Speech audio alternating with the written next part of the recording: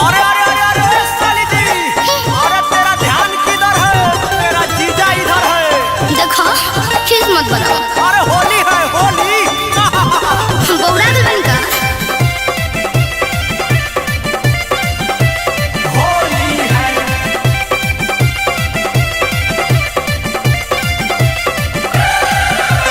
काको ही जीजा होलिया में तोहरे पजिया जरेला।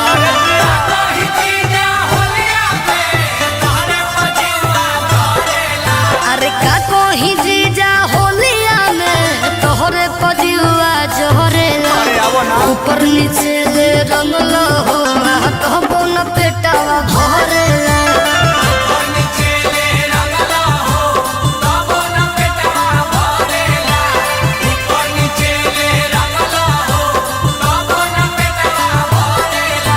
सुनो ये साली होलिया में हमारे से रंग डलवाओ हो।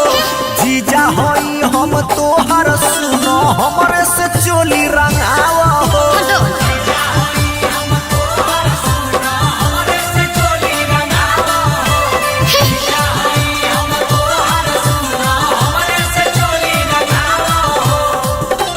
कैलू हम से करार,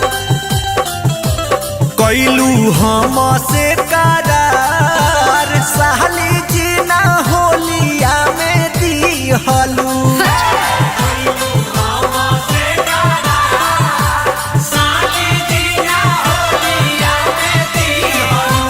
काले बजीजा बोलो हो तू, काले बजीजा बोलो हो।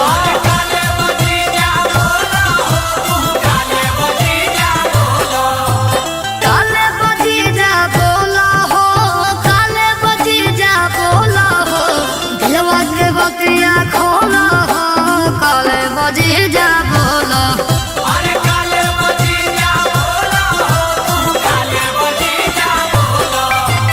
और जिजुआ रंगे तो ज्यादा न मुहवा बनाओ हो। ना। जीजा होई हम तोहर, सुनो हमरे से रंग डलवाओ हो।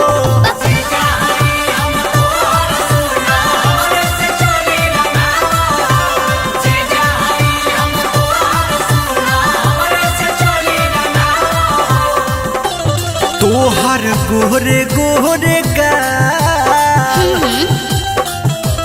तोहर गोरे गोरे गाल, मोहन करे कोई दिलाल हो।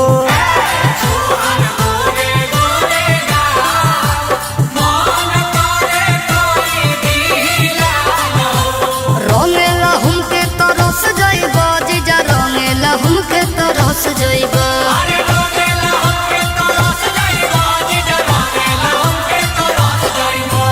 रंगेला हमके तरस जइबो, रंगेला हमके तरस जइबो। सोझा में आग फंस जइबो जीजा, रंगेला हमके तरस जइबो।